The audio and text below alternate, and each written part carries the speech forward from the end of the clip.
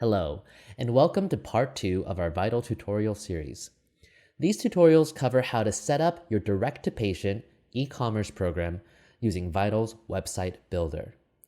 If you haven't gotten started yet and want to get your header ready, check out our first Vytal tutorial. In this video, we'll explain how to add the footer for your website. Once you're in the website builder view, go to the content section and click Footer at the bottom of the list. Your footer is where your customers will look to get in touch with you and appears at the bottom of every page site-wide. As you can see, by default, the footer already contains useful links for your patient, such as links to your homepage, Order Now page, frequently asked questions, the Contact Us page, and the Vytal terms of use. We'll go over how to customize those other pages in later tutorials. But one of the main purposes of the footer is engaging with your patients.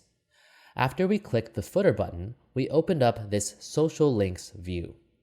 From here, you can copy links to your Facebook, Instagram, YouTube, and Twitter pages into these prompts to automatically generate clickable icons for your patient to follow you and learn more about you on social media. The last quick note about headers and footers is the colors. By clicking on the Site Styles button here in the top left, you can set the global colors for your entire page. Setting these two top colors allow you to set the text color for your headers and footers.